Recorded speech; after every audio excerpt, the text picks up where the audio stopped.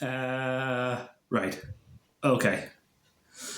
Hello and welcome to the FPV Roundtable, episode number 3. Once again, I'm joined today by Stacey, Tristan, and Dave. Although Dave's not feeling too great, so he's here in his AI avatar form. Today's topics kind of have an underlying theme of kind of digital FPV. Each topic kind of touches upon each. First topic massively. So we'll get stuck in. So the first topic that I've kind of chosen today is digital making FPV pilots worse? Now, I am almost exclusively a digital FPV pilot now. It did start with analog, but I'm mostly digital. So in some ways, I'm a bit of a hypocrite by posting this, because I do believe that analog makes for better all-round pilots.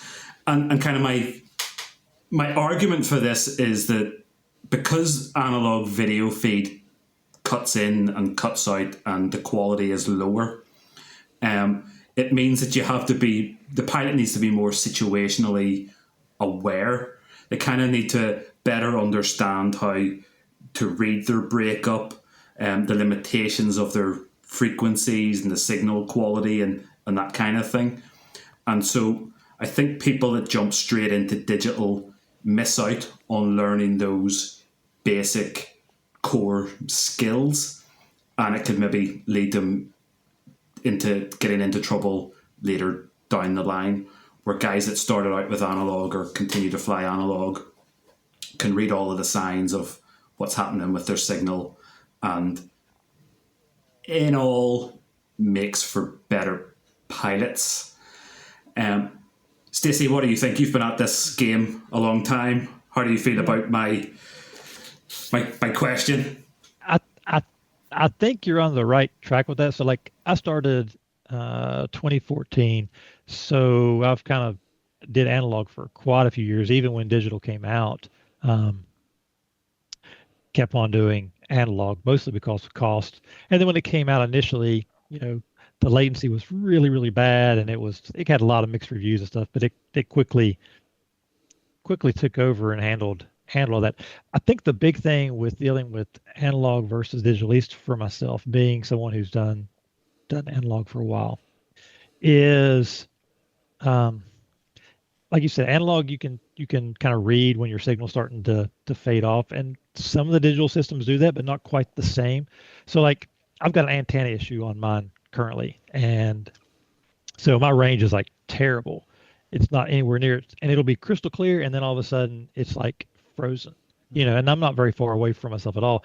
Whereas with analog, having an antenna issue, you would know from the get-go that you've got, issues, because it's transmitting once. You get the signal, whatever you get. With digital, you've got the two-way, and it's retransmitting pieces, and so you don't realize that your signal's bad until it's bad, which that's great when you're flying. It's like you can see things, and if you've adjusted to kind of that variable latency and stuff, you can fly through things that you would never be able to fly through with analog because of the whole retransmission. But when it goes bad, and there is no flying through it because it just freezes, and sometimes it doesn't even come back, and you're screwed. As far as flying goes, I think digital makes you a better pilot as far as the skills go, because you can see. But as far as an overall better steward of the airspace and everything else, you're much more aware with what you're doing. With analog, more about, I know when the digital stuff came out and people started actually using it, people quickly forgot that this is being transmitted over radio waves, and they're like, it's just magic. It's got so much better penetration. It's got so much. No, it doesn't. It's retransmitting. Do you not understand how this works? It's like, it's not better. It's just got a better implementation than what analog has. So, it's great, but in the same way, you don't realize just how bad, your signal may be before it's too late. DJI does a pretty good job with kind of giving you some feedback on it, but even the feedback that it gives you isn't the best. It's got the little color bars and stuff, and sometimes that's Yeah. great, sometimes it's not. But My fear is just that there's no doubt that digital is fantastic, but I yeah, fear that it can give overconfidence perhaps to pilots, or an over reliance on the yeah, robustness of the signal, and they're not used to when it right, does hit the fan, all of a sudden they don't have the skill sets right. to. The part of that, I guess. So we'll get this, I'm sure, with Tristan with like long range and stuff. Um, you know, if you're used to the way that it works, you're flying around close by yourself and stuff, the signal's great, everything is hunky dory. If the signal drops, okay, you crashed, somewhere, now you got to go, climb over a fence or whatever it is that you got to get to your drone. You're flying long range and the signal does that, you're screwed. You know, um, hopefully you got GPS and return to home works, but that's the other thing. It's like I flew for a little while when I first got DJI. I flew for a little while with. I bought their controller because I was like, this will be great. I'll have like one antenna. I don't have to have a receiver on there. Don't have to do this. That was a bad idea. Because when it dropped, it dropped like your transmitter dropped and your video dropped, and you were really out of luck. Thankfully, I fly within a few hundred feet of myself all the time. Yeah, So you have no redundancy. It's a little better now, Yeah, actually. there's- With the latest DJI stuff, it's actually on a is different it? carrier. So your goggles can go, Oh, okay. but your radio link is actually on a different carrier. I know it all goes through the Oh, goggles that's a lot still. better. So I think that's actually Right. improved with the current tech. But That's good. but yeah, you're absolutely right. You've no redundancy. If your goggles run out of batteries, that's it. For that sense, redundancy is so important Yep. with especially for long range stuff. In my opinion, it's so important. You should have backups yeah. or backups. If something goes wrong, you need to have something to lean back on. So, yeah, the DJI system. The other thing that I'd like to mention though about this, and that you need to realize, is with digital, it's a wow factor when you put the goggles on. So I think what's happened is you've now got people getting into FPV for the wow factor, not necessarily just for the piloting. So you've now got like this, sort of big influx of people getting into it for that. So yeah, does it make pilots worse, or does it attract worse pilots, for want of a better way of putting it? Well, yeah, that's a fair point. I guess back when you started, Stacey, the image wasn't great, probably in your goggles. I mean, comparatively speaking, it was terrible. anyway. So you had to really be into flying, really, to get into it, I guess, and want to do it in that respect, rather than putting on the goggles now with your DJI drone or whatever, and get it to fly itself into the air. You get that wow factor, and that then takes you into FPV in that direction. It's food for thought anyway, isn't it? I don't know. Yeah, certainly when I got into it, it was digital that I got into. It's DJI that got me into it. I started with their camera drones and then already had the goggles, so I got into it that way. But I'm really glad that I spent the time and got into analog, because since that I've started to sort of play around with analog, I've learned so much more about RF, about drone building as well, because you need to have a clean aircraft in order for your signal to be. There's so many other factors that you don't need to have if you've got a digital system fitted. You can have a really noisy aircraft and still have crystal clear video, and it might fly like crap, but you don't really care because you're getting this, crystal clear video. Yep. So. I prefer it for freestyle though, definitely digital. I like to see what's coming. I've tried a lot with analog to get my system as good as it can be, and yes, the latency's great. Don't get me wrong. If I'm doing big air freestyle, it's fantastic that. But when I'm skimming close to trees and scraggle and that sort of stuff, I kind of need to see it. You see it coming. Rather than have to react when it's right in your face, or you don't even realize it's right in your face half the time. So, yes, that's a big thing. It's interesting. Yeah, but I think everyone should try analog that's really, into flying and into FPV. I think that's important. See, the analogy that I've used with a couple of my buddies when I've been trying to explain this, I kind of think like in a car, if you drive a manual car, you learn to drive a manual car, that when you go on your holidays and you get that rental and it's an automatic, it takes a few minutes for you to get used to it, but you get used to it within a few minutes, and then away you go on your road trip. But if it was flipped the other way around, and you only ever knew how to drive an automatic car, and then you got into a manual, I doubt it would. You'd be heading off down the road within a few minutes. You'd probably end up going in and asking, "Can you have an automatic?" And I kind of imagine maybe it's something similar to digital. If you fly analog and you've learned all of those core skills and those fundamentals, then when you go to digital, they're subconsciously they're in there, and you're thinking about where you're standing or where you may lose video when you fly behind a tree and so on and so on. Mm-hmm. But whenever yeah, go ahead, Dave. No, I've got to agree with that. I'm gonna throw the rock in the pond here and say, yes, digital does make more talented pilots, as in flying capabilities, but it creates worse pilots that don't know how to fix a drone, build a drone, or anything. They're relying on a plug-and-play system. If you ask them about a VTX table or anything, they're lost. They don't understand about why are my antennas not working, It says this in the picture. I should be able to do what all these people are doing on YouTube. And they're relying on, a technology that's plug and play that they actually don't understand because they expect to power it up and it works. They don't know anything behind the scenes of it, and they'll only buy a flight controller that's got a plug on it for them to plug their VTX into. It's taken away that whole skill set of all those base knowledge and core foundations that are required. So, that it's cool. It's got better visibility for people doing proximity stuff, but it does create worse, pilots in general. Like, how many times do we see people complaining about saying my VTX is, dropped out and doing this, all these other guys are getting this, because, they're trying to run a high-powered VTX off a 9-volt pad that requires 1.3 amps. Like, they don't understand even that. look at that technical Yeah, information. I can't argue with any of that, Dave. I think you've hit the nail on the head there. I've plugged it in. It's not working. It should be doing what it's meant to be doing. Like, they're not taking any responsibility for themselves. It was electrical noise for me. Well, that's probably... I'd never even cared about electrical noise until I started getting into analog, and then, realizing that I can't see anything. You don't realize how much noise there even is with something. Yeah, absolutely. Until you do that, you start seeing the feedback.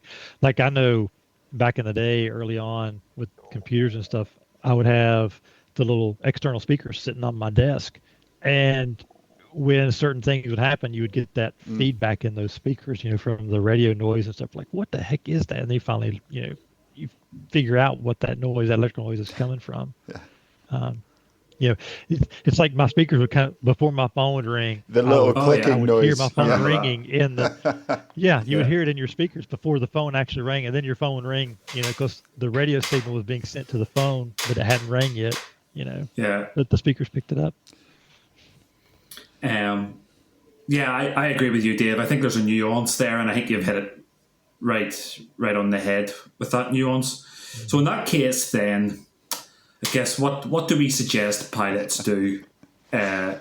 Introduce themselves to analog at the very beginning and then migrate to digital, or if you've started with digital, kind of do what Tristan had done and go backwards and at least dabble in it. Or I'm sure there's a whole cohort of pilots out there screaming at us going, I don't care for analog. I don't care if there's noise in my quad. I can't see it in my feed. And that's the Get a little tiny whoop. I reckon just read the spec sheet of a product. Read the spec sheet of what your flight controller does. Read the spec sheet of your VTX. Are they compatible? Is that going to do what I want it to do? Yeah. Like, I know guys that have bought motors and they're like, I burnt my motors out. And it's like, why?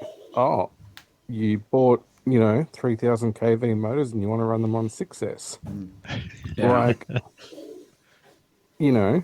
just actually read the information Yeah. that's available to you. To be and fair though, stuff, Dave, like- I mean, for instance, when I got my first bind and fly, which was from Gep RC, it was a Vapor D5 last year. Okay, that was my first foray into FPV. It didn't come with any instructions. It just came with the bits, you know. So, you know, I came built, you know, with the bits already in there. So, it sort of moves us on to, you know, probably another of our topics that we're going to be discussing soon. But, you know, should you be given these bind and flies, you know, just here you go, you know, here's plug your goggles in, it works, or should you be given the kit? Should you have to put it together, learn how it works first, and then you're good to go, you know? It's one of those things that goes back to one of our previous topics in an earlier episode about, you know, gatekeeping and so on, because I have two friends that I fly with regularly. One of the guys is big into FPV to the point, you know, where he's on the Sun every other day. He loves it. The other guy comes out and flies with us. Doesn't have the time or the patience to be flying sims or to be building. If something goes wrong with his quad, he asks the other guy, "Could you fix that for me?" And while I suppose in some ways we could scoff at him saying, "Well, you should be learning how to do this and learning how to do that," he doesn't have, you know, perhaps the life around him that gives him the time to do all of that, and he wants to enjoy the hobby as much as the rest of us. And again, with anything in FPV, I suppose just trying to strike the balance. And I mean, I don't want to say to him, "Well, you shouldn't be flying FPV because you don't want to put the time or the effort into it." And to be honest, he did start with analog. And they both mostly fly analog, so I don't know. It's always you can only recommend, can't you, to people? You know, we can give our recommendations on what we think people should do, but at the end of the day, you know, people want to just fly and have fun. Goodness, you know, there shouldn't be anything to stop that, and that's where the community comes in. I guess that's where we come in. we help people. Yeah, that's it. Yeah. Yeah, Well, you've got 100%. Where I say about people like reading instructions and stuff like that, it's those are like the people that have plugged something in and go, it's not doing what it's meant to be doing. And it's like, it's giving you the answer in the manual. Like they blame the product. Yeah, away. you're right, David. There is a knee jerk to that anything for else. sure. No, you are right there. Yeah, I'm guilty of it. I'm terrible for reading instructions. Yeah. You know, I think I know everything, and then it all goes wrong. I've got several. I don't know if you can see them off camera. I've got several flight controllers and ESCs over there that are burnt out. You know, through user error. That's the best way of learning. We all make mistakes, and we learn from them. It's devastating at the time. And I worked, like my original trade was a boilermaker before I studied engineering. And the guy I learnt under he was old. I don't know how old, but he was old. His first thing he said, "Listen here, boy, I've done more mistakes than you've ever done jobs."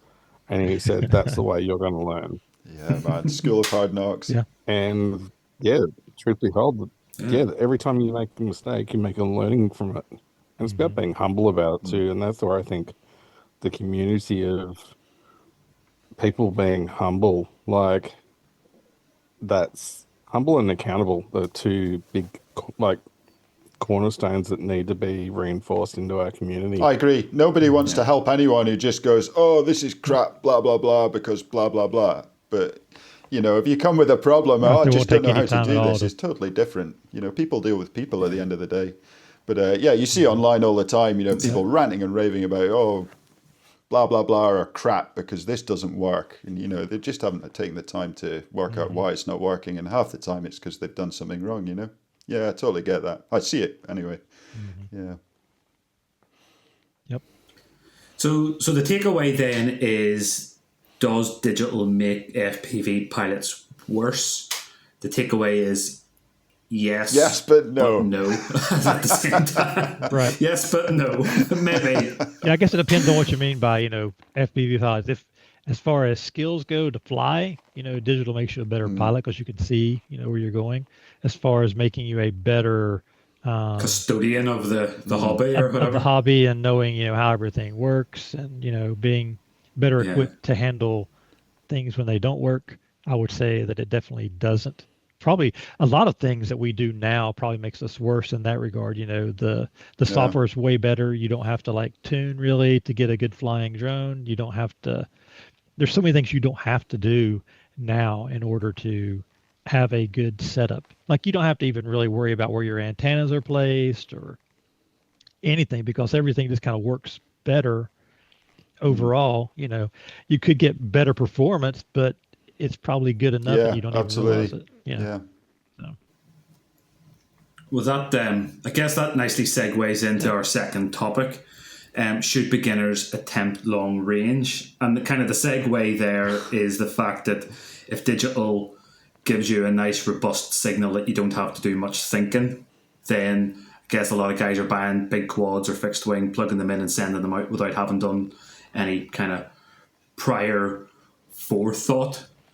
So what do you reckon, Tristan? Should beginners be attempted long range? That's what you're kind of known for at the minute. So I'm going to start off with a caveat here. I am a beginner comparative to this conference call, and I got into long range flying with digital. I'd never tried analog before. It's sort of analog was a sort of evolution from digital for me for long range. I think what I have an issue with at the moment though is bind and flies and their availability.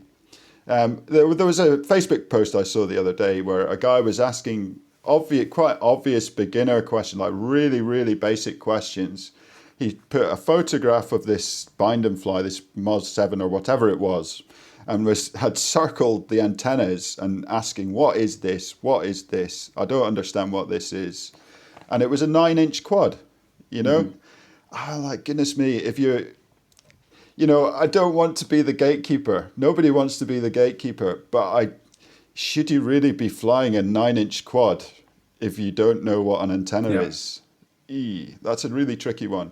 Now, I got into long range with 7-inch quads, 5-inch and then 7-inch. So I definitely did have a progression, I like to think I'm quite sensible about the places that I pick to go flying as well. There's never any people around. I make sure of that when I'm sending the birds out. But goodness, it's a really tricky one. You don't want to be the gatekeeper, but I think there should be a slight line somewhere, and I think it's got to come from the manufacturers.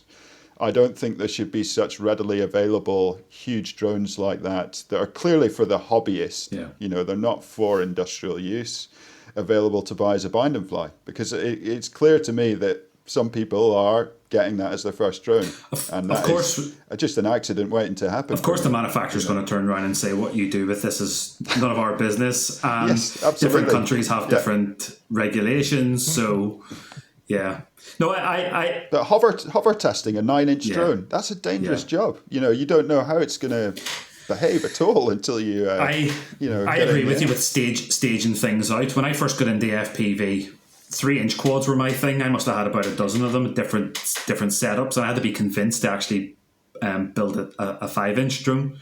But I remember kind of building a drone and flying it out 100 meters and coming back and landing, and hands were sweating and shaking, and then evaluating how did that go, what could have been better, how did my batteries go, and then going, right, let's go out to 250 meters, and each time going out to my distance that I had chosen, and no matter what happened, turning around and coming back and staging out further and further and further and building up that knowledge base of what the craft's doing, what the battery's doing, what the video system is doing, coming back, landing, evaluating, and then going again and slowly building up to that longer and longer and further distance.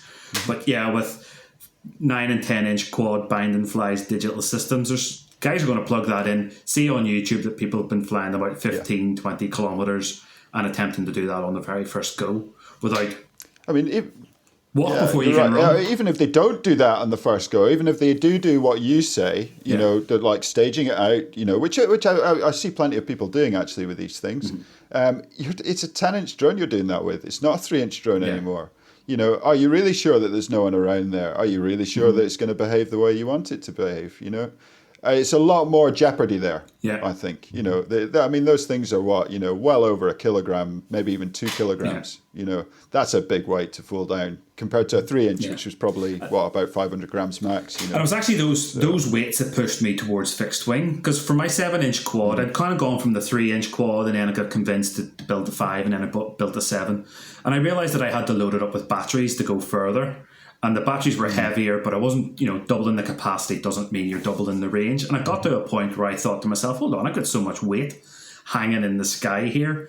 If I went to fixed wing, I could reduce that weight right down and fly 2 or 3 times further. And for me, it lowered kind of the dangers of the jeopardy.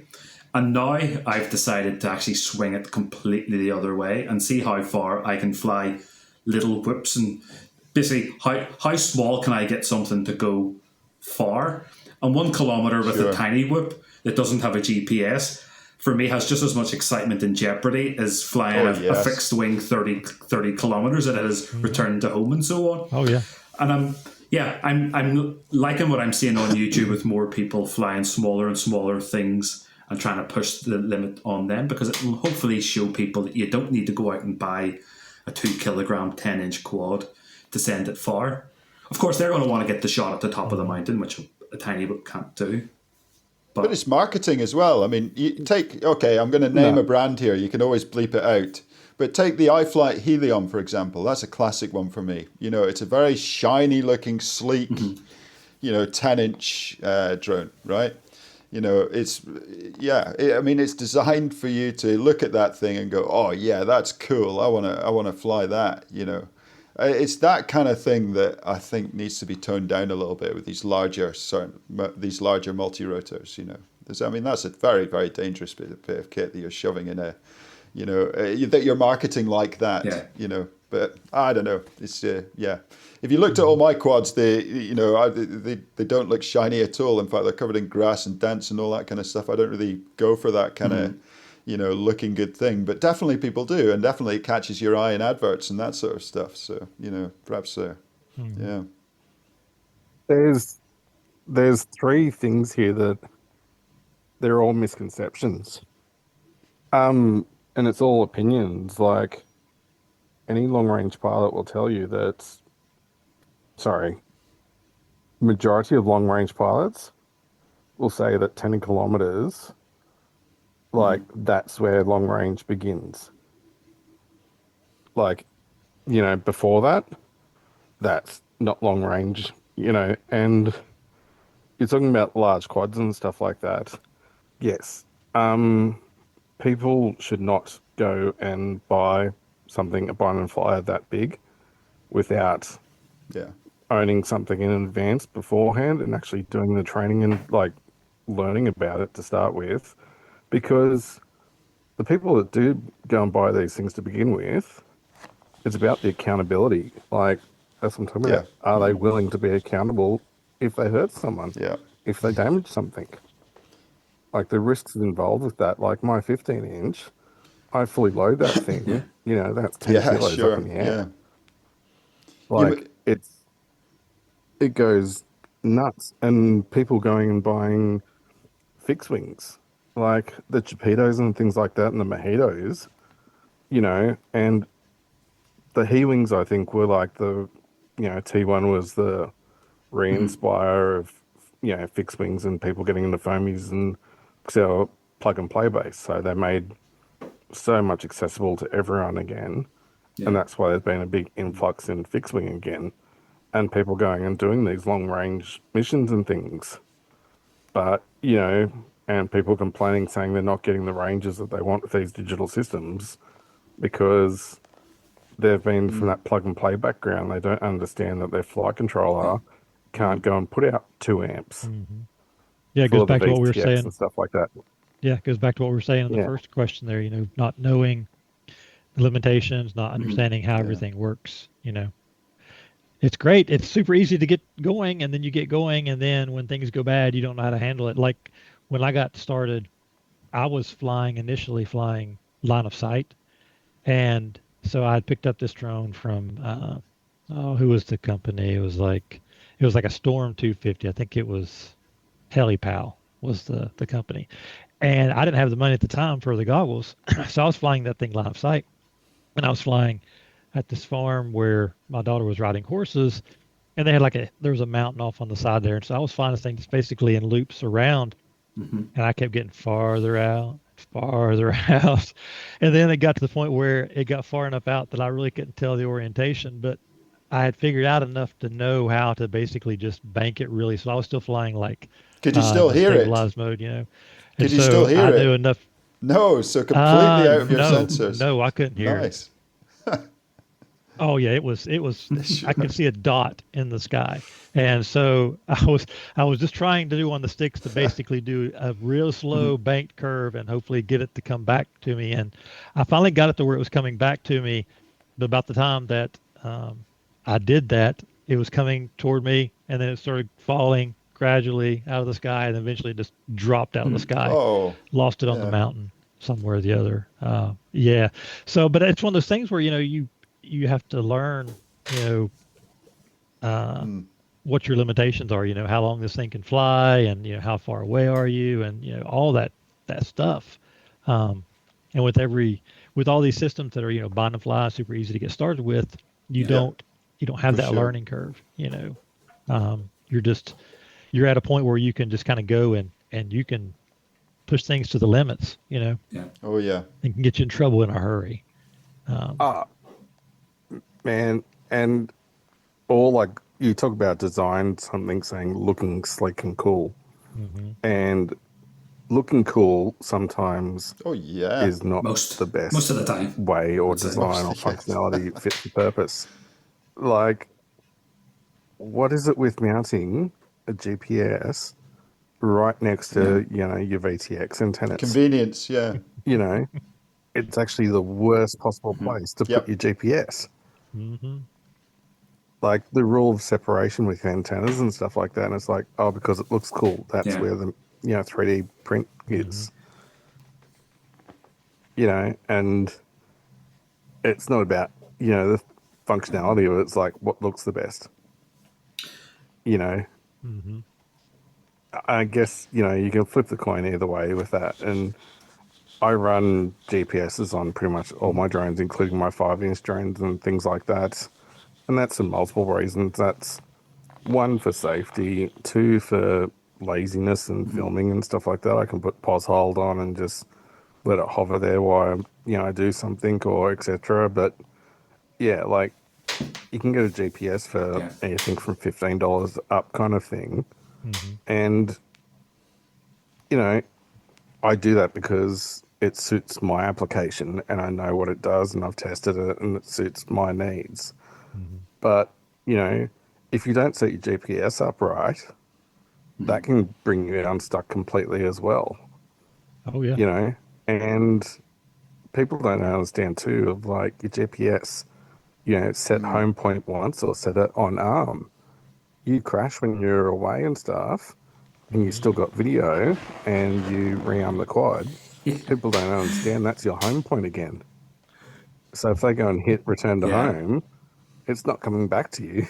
It's going to where I you rely crashed. heavily on the home Yep. arrow, I must say. Even if I'm only 100 meters away from myself, sometimes if I've, sort of flipped around a little bit, where the heck am I, So, yes, I'm like you, Dave. I've got a GPS on all my quads. Very and you can easy. get them now that are only like 2.5 grams. There's no real excuse for not sticking one on anymore. The home arrow, though, you got to be careful of its accuracy. I mean, there's so many Well, times yes. I've flown out, and I know I've got wind Fair point. turbines where I normally fly, and they're like a little breadcrumb trail. I fly to the first wind turbine, and then I can see the next two on the hill. I fly to those two, and I can see the next one further in the distance. And then if anything happens, I can just follow those wind turbines back. And there's been times where I've turned around and the home arrow's been cocked off to the left, and I've went, that doesn't seem right. And I followed the home arrow, and it's taken me to, 2 or 3 kilometers away, and as I've got Before it's kind of sorted itself out again. Yeah. And then you're right, oh, right, okay, I'm turning around and I'm heading in the right direction now. But I've just wasted, a minute or two's worth of battery flying off in the wrong direction only to correct myself. And, if you're flying and the wind changes or you're kind of cutting it fine on your battery capacity, that extra kilometre or two that you've just deviated off course could make the difference of the quad getting back, landing at your feet, or a kilometre or two away, or I guess when you're talking about long range, it's totally different. I mean, of course, you shouldn't rely wholly on one single thing like the home arrow. You're absolutely right. You should be planning your route, which you do. But yeah, goodness, I mean, it goes back to knowing your equipment, doesn't it? Knowing its limitations. Like if you haven't got a compass attached to your GPS, for example, if you're spinning around, it doesn't really know which way you're spinning until you move forward a bit. It's knowing the limitations and having that base knowledge there, which if you buy a 9-inch bind and fly as your first quad, it's going to be a hell of a learning curve. Whereas if you're learning all that with a 3-inch or a 5-inch, it's a much, for one, it's less expensive if you lose it. For another, it's much less dangerous if it goes out of control. I was just about to say, I have a Recon 35, certainly, which I think is if you're wanting to get into long range, is a fantastic kind of quad to do so, because it's smaller, it's lighter, it takes the two 18650 cells that you can pop into the top.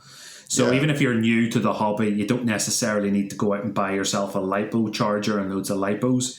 You can go down to the vape shop and get these cells and one of those cell chargers. So it's kind of a cheaper, easier, less technical entry point. And yes, while you may not be able to fly 15 kilometers with it, you can cut your teeth on flying long range, learning those key skills, flying it out to 5 kilometers, which for freestyle pilots is long range. Flying to the end of the other side of the field is long range for freestyle. So it's still long range. You're still flying far, and the jeopardy and the kind of the enjoyment of flying long range is still there. It's just been shrunk and miniaturized, and that's where you cut your teeth. It weighs 200 grams. If it falls out of the sky, it's going to hurt someone, but it's not going to hurt as bad as 2 kilograms falling out of the sky. Cut your teeth on something like that. And even the smaller 1S versions of those kind of quads, walk before you run. That's the key. Yeah. I agree. You can have just as much fun with them as the big quads, and if you get yourself to the base of that mountain, you could probably still fly it to the top of the mountain and get those cinematic shots on your 04 light unit or whatever that you have installed in it. I mean, there's that LR4 as well, isn't there? The LR4, that's a really sort of well designed. I know a couple of guys in Canada that are using that and really love it. And you can actually long range with that. Well, I don't know about 10 kilometers. You're always limited by the battery, aren't you? But they're designed for that kind of use. Go further. Yes, absolutely. Yeah. For sure. So no, I think with the way things are going, 9 and 10 inch quad should be seen as like for advanced situations, and is there much need unless you're you're needing to carry a massive payload for some reason? Is there a need for them? I don't know. Don't think so. Yeah. But even start looking at these whole fixed wings, like instead of a 10-inch quad, like a T1 VTOL. Oh yeah, for sure. Outfly a 10-inch quad. Anything that produces its own lift, Yeah. And but it's 30% of the cost and much, much safer. Oh yeah. Like there is so many alternative options out there to get started, as Tom mentioned. Like, that's cool if you want to burn money and stuff, go buy 2. But I think the whole 7-inch and above, walk before you try to run, crawl before you even try to walk. Bond flies are there for a reason. That's cool. Go and buy one and then try fly that for a bit, then decide to In build your tree second surgery, quad we've got a yourself. top-handled chainsaws, right? So you've got normal chainsaws, we've got a handle at the back, and you've got a top-handle chainsaw, and there's no actual law around it, but what what retailers have done is they only allow you to buy one of these things if you've got a certain ticket, a professional ticket, because they're stupidly dangerous in the wrong hands. I mean, they kick back and it's in your face. So maybe something like that is needed for these kind of bind and flies. But goodness, more regulations. That's what we need, eh? So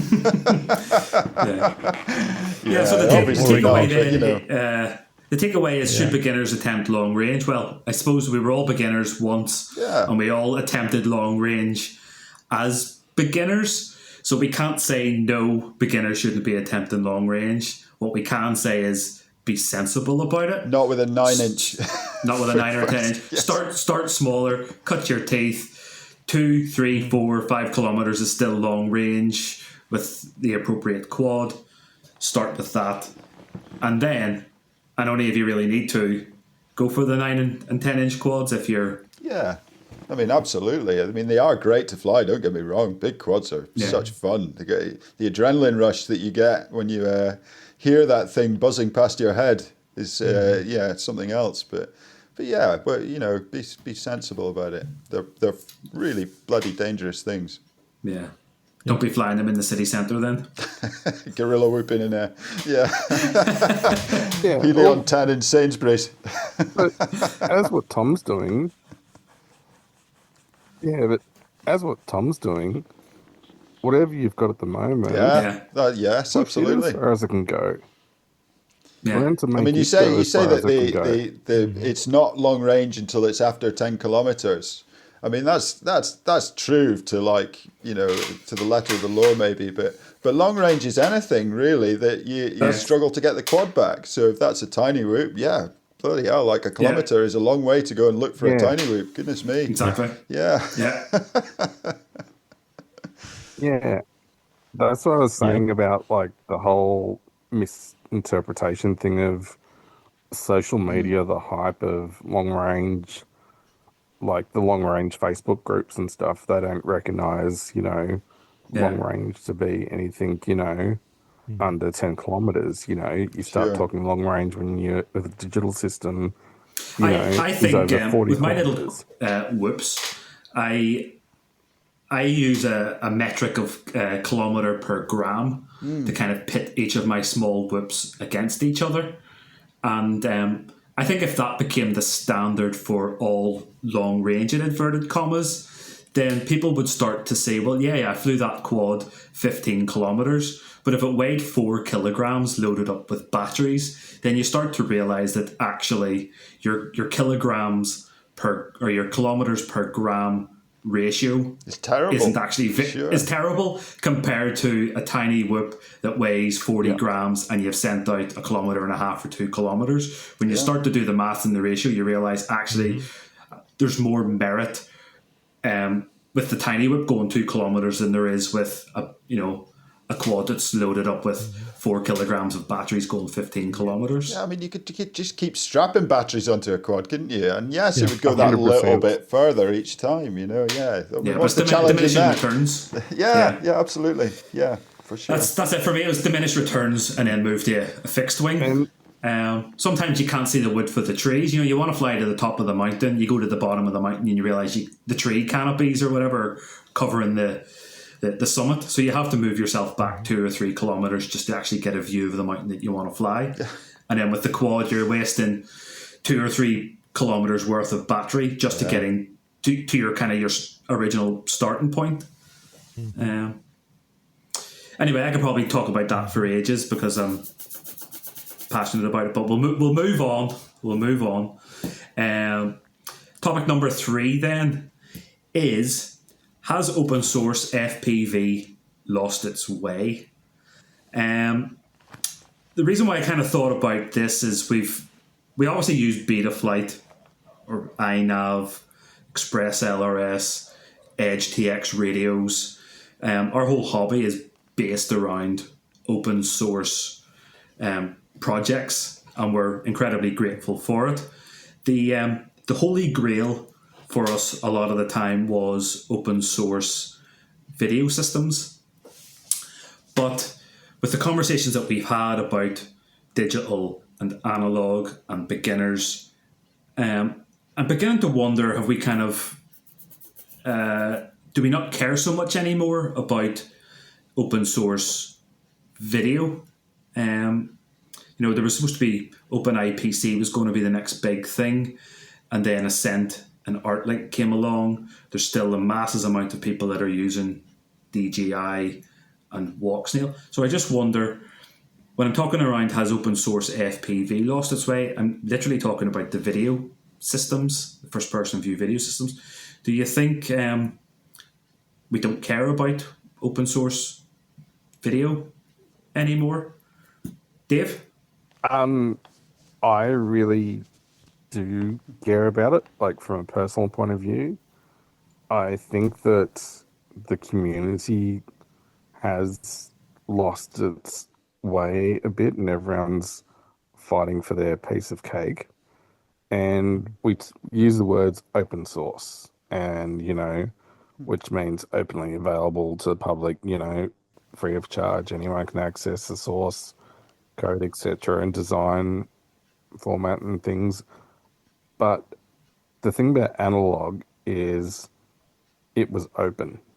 So regardless of what receiver or VTX you had, you could still tune into your buddy's same channel, even if they had a different, VTX, as long as it was analog, and you're on the same band. Like, for me, the holy grail would be like, instead of, caddx having their share mode, in the goggles, and DJI having their channel share thing, like, imagine a digital system that was the same as analog, of going, cool, go on to channel 8 and you're on channel 8, and your buddies can, without enabling a share mode, they can flick onto the same channel and stuff like that. Like HD0 is, a digital system that still behaves the same as an analog system. You don't need to have, any share modes enabled. You don't need to have, anything in particular special going on to be able to access. Well, you do have to have an the HD0 same, receiver, though. from someone. You do, you've still And got to I have an think that's HD0 where- receiver. Yeah, no, Right. you do, but yeah, but I'm saying you still have to have a HD0 receiver, but the person you're trying to view, Yeah, you right. don't have to get them to enable share mode on their goggles. Right. I think You the can Yeah, just fair one. Yeah, I flick get what you're channels and saying. just change onto their channel. I- That's why it's so successful in racing, and Mhm. because it behaves the same as analog. Mhm. And these other systems haven't got into the race market yet because, one, that's not available, and two, they haven't Technically, you can do that developed with an DJI event as VRX well. for You them. can do that with DJI race mode and Do go you- into audience mode, and then anyone with a DJI goggle can then watch what you're doing. It just reduces your bandwidth. Yeah. Yeah, but that's what I'm saying. It's still, you've got to go and do something on your end with Well, is a it a compromise for other people to I view. sort of see where you're coming from, Dave, but Like with for me, it's not a analog- compromise. I mean, with analog in and fact, HD0, you don't it's a have to. better way of doing it, because then if you're not flying around other people and you do want that huge amount better clarity that you get with DJI, you can flick the mode. But if HD0 and race mode are very, very similar in their sort of video quality and bit rate. So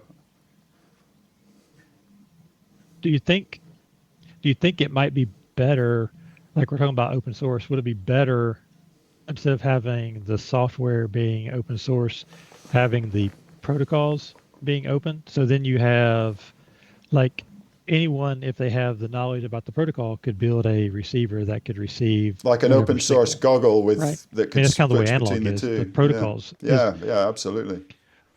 Right. Correct. Right. That's the way analog is. Yeah. The protocol for So- analog is open, but the software running it not necessarily. Imagine if caddx released, right, new set of goggles that recognized everything with the ARLink chipset system. Hmm. Like that would be like a game changer. Like, beta FPV system would, be recognized by caddx goggles and, stuff like that. Would be back into that old format, Hmm. instead of But wouldn't that proprietary tech and receivers. but that would require caddx to work alongside CAP or Yeah. whoever to learn what their protocol is. In the same way, it would caddx to require to work alongside DJI to be able to for their goggles. And of course, they're never going to do that because they're all competitors.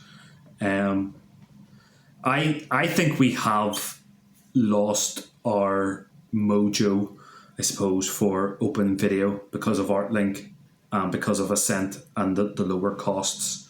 Because for me, it was always people wanted an open system because they looked at analog and it meant that you could pick up a VTX for very little cost.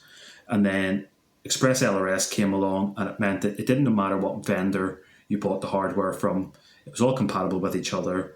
And it meant then you could spend £5 on a receiver or £15 on a receiver.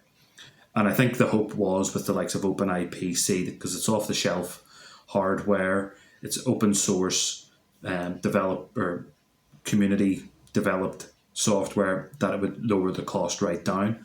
And I think Ascent and ArtLink have come along and changed the game.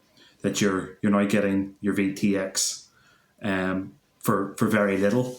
And while ArtLink promises that there's this intercompatibility between the hardware, and a lot of people have been excited about that, hasn't quite materialized. But I don't think, maybe I'm wrong, many people care so much about that end, but more the fact that they can get a VTX for, $30 or $35 Right. or whatever it is.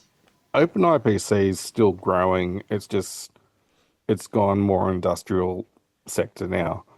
It's not so much in the hobby space anymore. So like lots of large commercial drones, they use OpenIPC for all their camera stuff because they run off, they create their own mesh nodes and set up their own like area network and use nodes and run their camera systems that way for people that don't use DJI commercial drones, for all the other big drone stuff, they don't use commercialized VTX systems. They use their own open IPC stuff and run off mesh systems.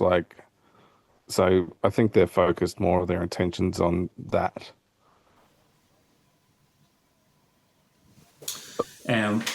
Why do you think kind of FPV video has remained proprietary? And do you think it is just down to the what they can deliver, what DJI have I think delivered, it's the hardware. what caddx have delivered? To get good performance with digital, you have to have the right hardware to be able to compress the video to be able to send it, right? Your analog, very simple feed, doesn't take a whole lot to transmit it, but to transmit, the high definition, there's a whole lot of stuff that's got to go on in order to do it. I mean, you do have TVs and stuff, you can have your HD over the air. So, I mean, there is the possibility there, but what's the latency and all that kind of stuff with that? With a TV, latency really doesn't matter. But for a video system where you've got a control link that's separate from your video link, the latency definitely matters. So you got to have the right hardware to be able to encode quickly. Yeah, not my specialist quickly. subject at all, but only from what I've seen with OpenIPC. Every I follow various YouTubers who have done sort of testing with it, and up until very recently, I just don't think it's been flyable, has it? It's not been, compared to any of the systems that exist at the moment. So a lot of it has been it's just too slow in development. Right. The reason why it's not been maybe sort of taken on by a lot of FPV pilots out there. But I believe that's changing. I mean, the last video I saw from a certain YouTuber seems to suggest that he really liked it. And it, they'd improved things like, it not skipping and latency and that sort of stuff. So I don't know. But yeah, so is there the need for it now? I'm not so sure. Yeah, why would you buy that over ArtLink, for example, or caddx? Yeah. I don't think so. Oh, it's Yeah. I think the ship has sailed for it, yeah. unfortunately. ArtLink and Ascent came along and kind of just did Yeah, what if they managed to keep their OpenIPC pricing the was kind of same, if promising. this $35 No. So, yeah, a VTX stays the same, I mean, goodness me, I mean, yeah, that's nothing if you think about it. I mean, they can't be making money on that. That's the other thing, though. I mean, it can't be sustainable, that, surely. Sure. No. No, it's lost So later. bear in mind, it was originally designed to be a DIY system. That's why it lost momentum, because Yeah, people lack the technical ability sure. to go and build it themselves. right. So Yeah. working off, small little node cameras and stuff like your security cameras and things like that. So like people lack the ability to build it themselves. And, RunCam, I think, released, made a few units and stuff, and that's where as far as it went, Yeah, because it yeah, that's a wasn't big one. plug and playable. I don't know. I mean, It was too complicated for analog was people. that way initially too, right? The cameras Yeah. back in the early days of putting the cameras on the drones, it was people were doing the exact same thing. They were taking security cameras, because I can remember, well, the drone that I mentioned earlier, that Storm 250, the camera on it, there was no up tilt because it just had a plate on the back, and the camera shot straight out because it was just an open plate, the back of the camera that you would pull out of your security camera system or whatever. On there. I mean, the only difference, I guess, was analog. The protocol there for that was, Yeah. well defined. Now we've got multiple competitors, and they all have their own little protocol, and so and the digital stuff, and so there's no cross compatibility. With ArtLink, they're doing what? They're licensing out the stuff so other manufacturers could build it. You still have one person who's in control of everything, though, unfortunately. But if they license out the tech, you can have multiple manufacturers building things, but the cost you can't get down as much, maybe. I don't know, unless Yeah, they can you'd have improve to their mass manufacturing produce processes it, I to mean, make things really cheaper mass produce to it, I guess. manufacture. Not pretending that Yeah. I know everything Yeah. about that, but just thinking about the cost. I mean, goodness me. I mean, that's Yeah. it's crazy. If you think about how much a mobile phone costs, for Yep. example, the electronics that goes on in there compared to, I mean, I know that's just one small board, but goodness me, it just seems so cheap. Yeah. Well, they did that. They did that forever. Like they, subsidized the cost of the phones. Now it's interesting. Now everybody's Yeah. buying their phones outright, but for the longest time when that stuff started, you were subsidizing your phone through your phone plan, and the phone companies were, That's right. banking on you staying with them, and so they would make up the money, if they were subsidizing there. But so I kind of wonder, though, listening to the conversation and the previous conversations with the topics, I mean, are we all a little bit hypocritical now? Because before we were saying, you need to walk before you can run, and you need to learn the ins and outs of your system. And part of the whole FPV hobby is learning how to build and how to tinker and how to Yes. to tweak. But when it comes to the video system, we're like, no, that's too much hassle. That's too much effort. Very, very fair point. Stick with the proprietary stuff. It's kind of like, man, we're such hypocrites, aren't we? 100%. And build their own cameras. We should and all be this. shouting from the rooftops. Everybody needs to go and buy OpenIPC and learn how to tweak and how to fiddle with it to get the best out of it, because that's the best for the hobby Absolutely. going forward. And yet we're all like, yeah, that's true. Yeah. Yeah, you're not wrong there. Total hypocrites, the lot of us. We're all such hypocrites. We're all gatekeepers for the hobby now, aren't we? 100% of that we're all convenient. Like, we want things now, we want things easy and Right. stuff like that. And if I turn around and tell you that, cool, you've got to learn Betaflight and you've learn another system Yeah, also. To There's something about operate video, your though. You IPC, just you'll want it go, to "That's plug too in and hard." work in your goggles, I'm quite happy like soldering true. and tinkering and Very all that true. kind of stuff. But I don't know. Video scares me.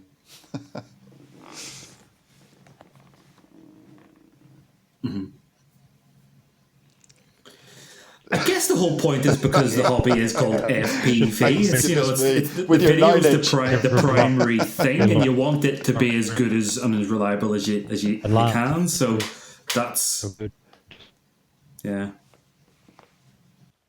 When I started racing, I got my friend made me start on 3S and wouldn't let me progress up until I was flying at the capacity of 3S.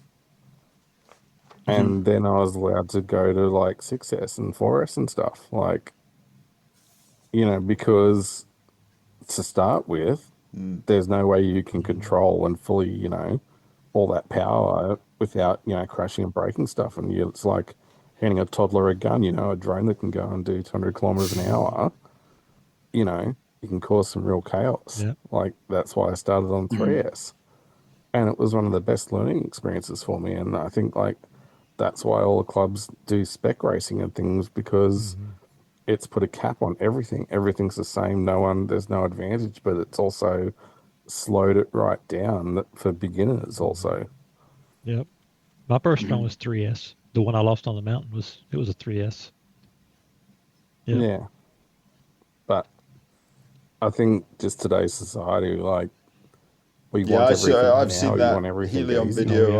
I want to be doing that. You know, it looks so easy. Yeah.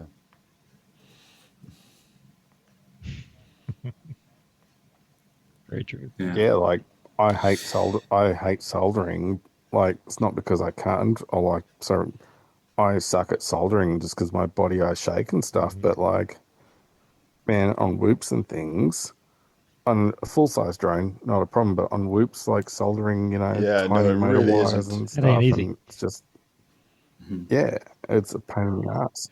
And for me, I've got terrible vision. That makes it even worse. So I'm like right up on top of it, trying to see when I'm soldering on sometimes those little tiny pads. Yes. Yes, absolutely. Breathing in all those Exactly. juicy Yeah. vapors. Exactly. But as we say, Oh, dear. we're all here just with an Absolutely. opinion. Yep. Nothing more, nothing Opinions are less. like Yeah, that's arseholes, it. aren't they? Everyone's got That's one. it. Are there? That's it. Yep. Are there any other topics or any other things that you've seen over the past week or two online, or things that you've thought about that? I guess we should mention worth bringing the up? whole saga that's still droning on about this DJI gyro issue. You know, there's still people out there that are having problems. Now, I'm going to put my hands up and say, this guy that's just behind me has got one of these new DJI 04 units in it, and I don't have this problem. So I don't think that it's maybe quite as big a, you know, sort of explosive issue as it is. But I'm not doubting that people are having problems with certain units. But goodness me, all I'm seeing at the moment is don't buy DJI 04, and I'm not so sure that that's correct. You know, and you know what? It has in some ways put me off, because I have just no recently doubt it got into DJI with the G2 and the 04 Lite, and you know, okay, I've got enough going on, so I'm not going to go out and buy an 04 Pro today, but it has made me stop and wonder, actually, do I need an 04 Pro if I even wanted to go that way? Or will I just stick with the Lite? Or actually, with Artisan and Walk Snail and Analog, have I got enough going on? It has made me stop and pause. This is the problem that I've got Certainly. with it, because, I mean, should it make you pause for thought? I don't think so. I mean, at the end of the day, if it doesn't work, you send it back, right? They'll give you another one, you know? Yeah. Well, that's the thing. It does work. It's only if you're trying to stabilize the footage with, you know, something else. That's the only time that it matters. You know, you got a gyro in the camera. That doesn't change how your drone flies one bit. You know, it's just if you want to stabilize the after effect. How about you? I don't know. Let's go back to our first question. Yes. Learn how to fly your drone smoothly. Then you won't need it. Very fair point. You know, Sorry, I mean, really, it comes down to that. I mean, it's you know, it's kind of harsh, and you know, it's kind of funny because I had some dude comment on one of my videos and stuff. I was complaining about stuff breaking when I was crashing, and he was like, "You just need to quit crashing. You need to fly better." So, you know, but I mean, honestly, really, I mean, it does come down to like, if that's if that's what you're using it for, then I get it, totally understand that. But I don't think anybody that's using the 04 and stabilizing footage is doing anything professional with it.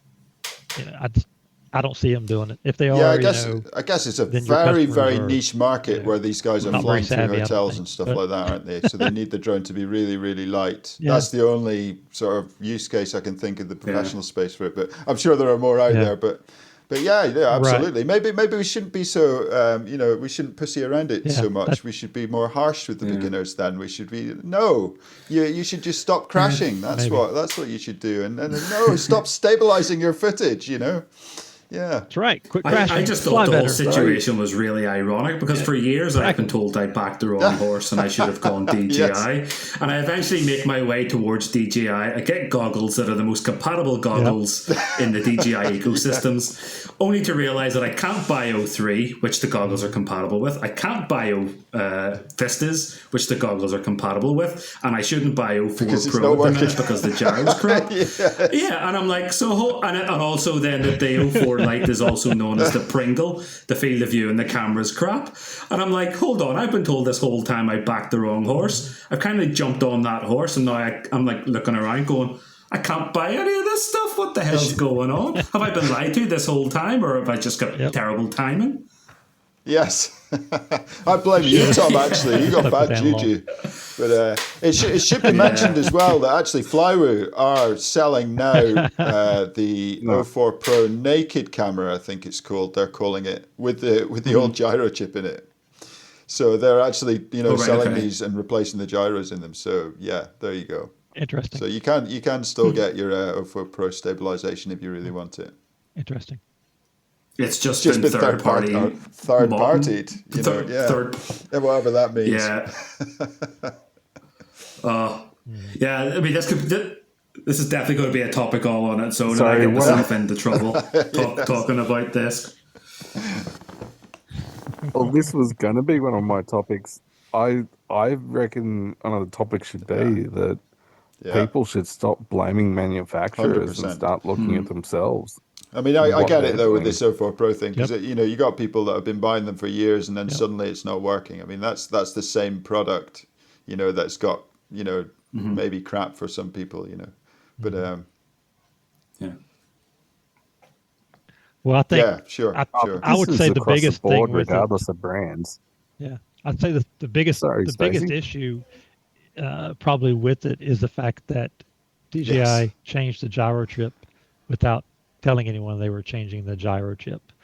So had they done that to begin with, and then there were issues, people would be aware that, it's probably this, and then, we'll give them some time to figure it out. But the fact that they did it quietly and everything stopped working, like, why did it stop working? Yeah, absolutely. And DJI don't have history of that kind of behavior, do they? Goodness me.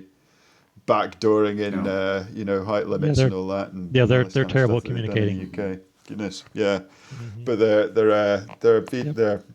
their 04 Pro units when they work though are the best out there in my opinion. You can't argue with that. Tricky one. Oh yeah. Good endorsement from Shill Tristan there. Oh man, yeah. Other companies need to step up though. I think other companies should be stepping up there. He's looking for sponsorship. Yeah. No, I agree. Anything else? Anything else we can talk about? No. Well, we'll leave it there then, and we'll probably circle back to this topic next time. So yeah, we'll leave it there then. Thank you very much, Stacey, Tristan, and Dave for joining us once again. Dave, do get better soon, please. Yeah, man. All right. See you later, guys. Take care. Will do. Nice one. Thank you, guys.